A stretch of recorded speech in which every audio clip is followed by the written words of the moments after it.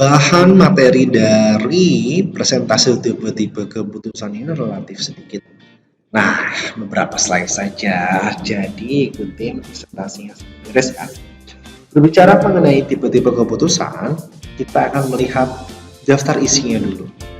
Kita akan melihat apa saja yang akan dibahas ataupun apa saja tipe-tipe dari keputusan.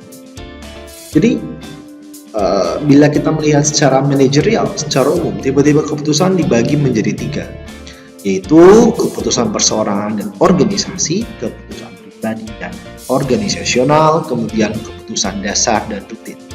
Apa saja atau bagaimana penjelasan dari masing-masing keputusan itu? Kita masuk yang pertama, mengenai keputusan perseorangan dan organisasi. Tentang keputusan perseorangan dan organisasi ini biasa dikatakan sebagai individual decision making. Saya sajikan ada dadu gambarnya ada pilihan no, maybe ataupun yes. Maksudnya seperti apa? Jadi ketika kita berbicara tentang keputusan perseorangan dalam hal ini, ada kemungkinan bahwa orang menjawab keputusan dengan no, saya akan mundur dari perusahaan. Bila apa? Bila hadiah dari organisasi dianggap lebih kecil daripada sumbangsih pekerja tersebut. Jadi ada pemikiran bahwa ya untuk apa saya melanjutkan untuk mensupport dari organisasi ini ketika hadiah dari organisasi dianggap kurang daripada sumbangsih saya. Makanya ini saya simpan di bagian. Lalu pada bagian maybe, seandainya dianggap bahwa hadiah organisasi seimbang, setara dengan sumbangsih dari pekerja ini. Bagaimana dengan yes, produktivitasnya lebih tinggi. Ini disimpulkan apabila hadiah organisasi dianggap lebih besar dari sumbangsih. Jadi pekerja merasa diapresiasi, merasa dihargai, merasa diperhatikan oleh organisasi, akan ada effort lebih dan lebih lagi. Itu mengenai keputusan perseorangan dan organisasi. Lantas, apa yang bisa membuat pekerja, apa yang bisa membuat staf ini lebih produktif? Dan ternyata jawabannya adanya motivasi. Pertanyaan selanjutnya, motivasinya berdasarkan apa? Ternyata di literatur yang kita bahas bersama, motivasi yang pertama adalah sebab akibat dari semua kemungkinan yang ada. Jadi misal si A berpikir sebab akibatnya oke, saya akan produktif lagi. Karena dengan lebih produktif, misalnya dia melihat sebuah akibat bahwa dia akan diapresiasi oleh atasannya. Semua kemungkinan dia perhitungkan semua sebab akibatnya. Nah, itu motivasi yang pertama. Lalu motivasi yang kedua menjadi produktif ialah apabila pekerjanya melihat adanya sebuah titik di depannya atau sebuah titik tujuan yang ingin dia dicapai. Tujuan ini biasanya selaras antara tujuan individu, tujuan dari organisasi. Dua hal inilah yang nanti akan membuat produktivitas atau pengambilan keputusan itu berpengaruh. Oke.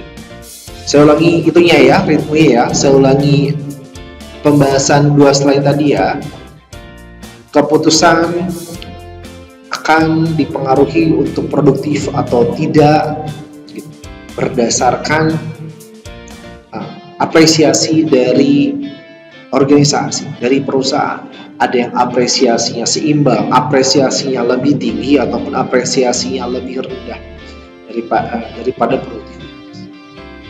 Nah, bila kita kategorikan lebih mendetail lagi, si produktivitas ini dilihat dari dua sudut pandang, yaitu tentang goal yang ingin dituju dari pekerjanya, satu lagi dari sebab akibatnya. Jadi saya ambil contoh, si pekerjanya melihat bahwa saya hari ini digaji dapat hadiah kok, apresiasi sedikit ya, padahal produktivitas saya sudah tinggi.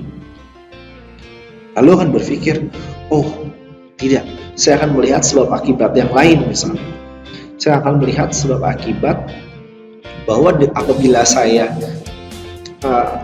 terus-menerus seperti ini, maka saya akan kurang optimal, saya akan kurang pendapatan, yang mending saya tidak produktif, mending saya mengundurkan diri bahkan di sana. Itu ya ada sebab akibatnya yang berkaitan sama perhitungan dari bagaimana hadiah dari perusahaan. Contoh yang kedua tentang motivasi, oke, saya melihat kenapa apresiasinya sedikit bila saya sudah produktif. Oh, ternyata bukan sedikit, maksudnya perusahaan yang memberikan hadiah yang besar, namun kondisinya belum memungkinkan, pendapatannya kurang banyak. Artinya karena ada goal bersama untuk meningkatkan pemasukan, ada yang motivasi untuk tetap produktif. Itu bisa saja. Jadi ada 3, tadi bisa jadi hadiahnya seimbang, lebih kecil atau lebih besar. Dan tergantung sudut pandang motivasi, berbagi sebab akibat, dan garis finish tujuan yang ingin dicapai. Itu berupa keputusan individual tadi. Lantas bagaimana tentang keputusan organisasi? Nah, keputusan organisasi itu berupa adaptasi organisasi. Saya ngambil contoh gambar dari beruang yang adaptasi di sini katakan. Ada beruang di hutan, ada beruang di kutub.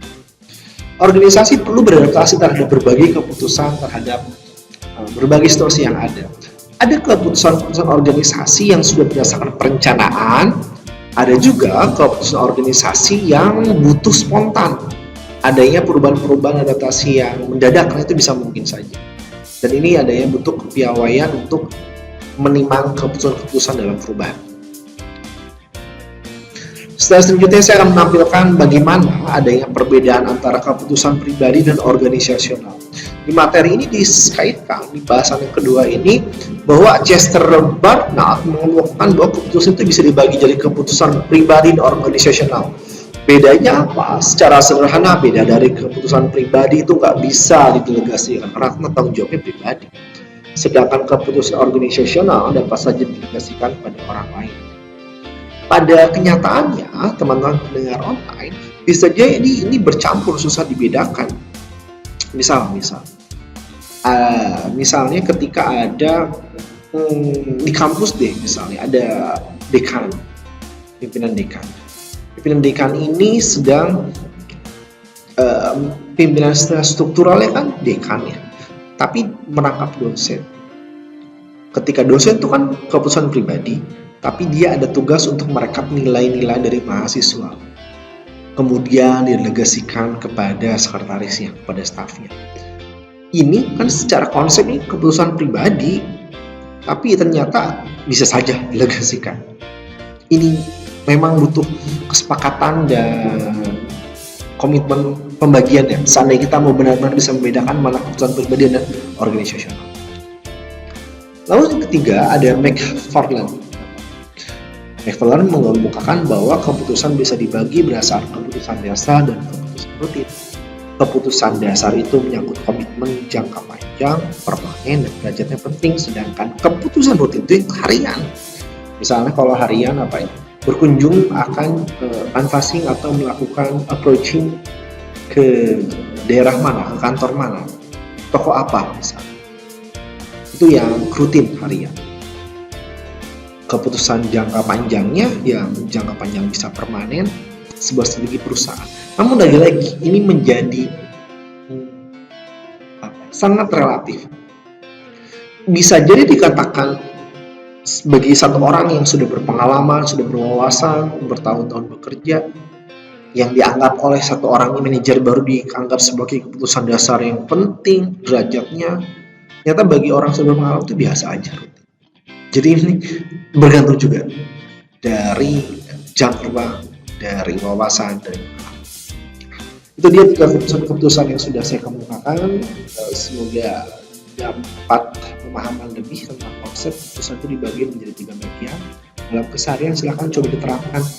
Jadi nanti kalau Anda dalam keseharian, oh ya ini kalau kata McFarland termasuk keputusan dasar dan rutin, yang ini termasuk keputusan apa, individual, organisasional, dan sebagainya.